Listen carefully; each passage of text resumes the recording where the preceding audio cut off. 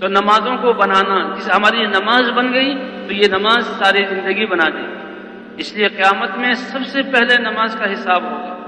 اس لیے بھائی ہم دعوت کے کام پر بھی کھڑا کریں اور پوری کوشش کریں کہ بستی والوں میں سے کوئی بھی بے نمازی نہ رہے۔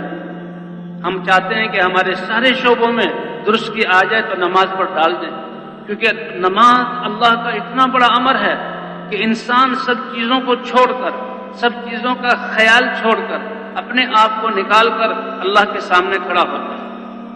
5-10 منٹ کا یہ عمل ہے، دل بھی اللہ کی طرف ایسے عبادت کرو جیسے کہ گویا تم اپنی آنکھوں سے اللہ کو دیکھ رہے ہو۔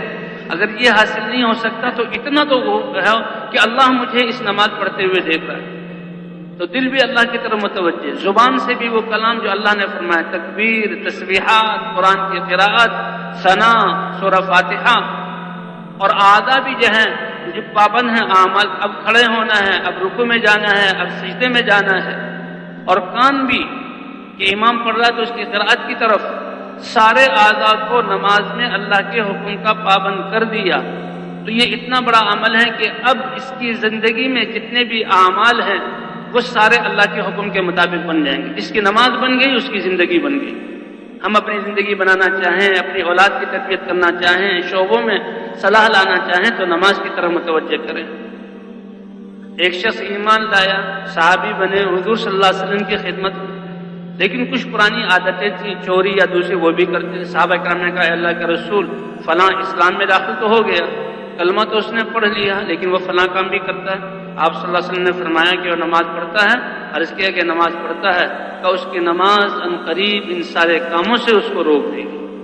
اور صحابہ کہتے ہیں ہم نے دیکھا کہ نماز کی وجہ سے اس کو جہاں نماز کا اہتمام کرتا، اللہ نے جہاں اس کے دین کو بہت خوبصورت، اسلام کو بہت خوبصورت کر دیا۔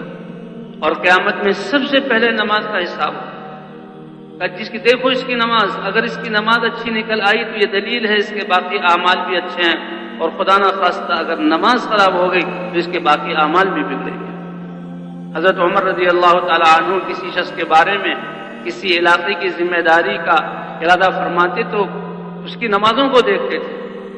اس لیے بھائی ہم نے فرض نمازوں کا بھی اہتمام کرنا، صف اولیٰ میں پڑھنا، تکبیر اولیٰ کے ساتھ پڑھنا، اسی طرح تہجد کی نماز پڑھنا۔ اور جیسے ہم یہ بیان کر رہے ہیں کہ کرنے والے اللہ ہیں اور اللہ سے مانگنا ہے، اللہ اپنی قدرت سے کاموں کو بناتے ہیں، اسی طرح ہم نے بھی اپنی حاجات اور حالات کے وقت نمازوں کو پڑھنا۔ وَاسْتَعِينُوا بِالصَّبْرِ وَالصَّلَاةِ، اللہ کی مدد چاہو نماز اور صبر کے ذریعے۔ نماز، اور جب بھی کوئی حاجت پیش آ جائے فوراً نماز کی طرف متوجہ، اپنے گھر والوں کو نماز کی طرف متوجہ کریں۔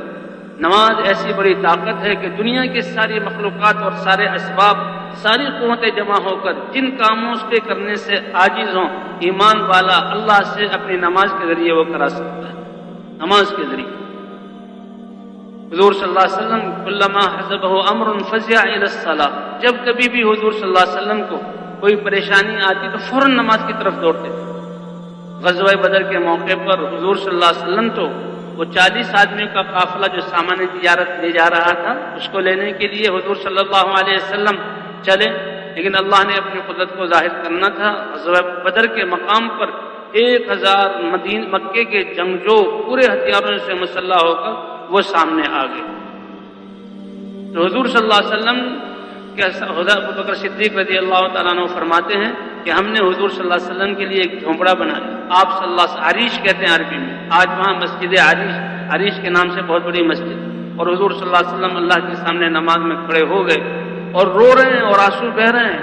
آپ اللہ کے رسول ہیں، اللہ کے حبیب ہیں، سید المرسلین ہیں، آپ کے ساتھ صحابہ کی جماعت ہے، مدد یقینی ہے، لیکن اس صورت میں بھی امت کو بتلانے کے لیے اور اپنا عمل اللہ کے سامنے رو رہے ہیں نماز میں۔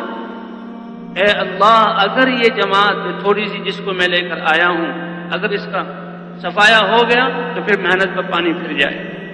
حضرت ابوبکر صدیق کہ اللہ کے رسول بس کیجئے، اللہ نے آپ کی دعا کو قبول کیا۔ تو بھئی ہر حاجت کے وقت نماز کی طرف متوجہ۔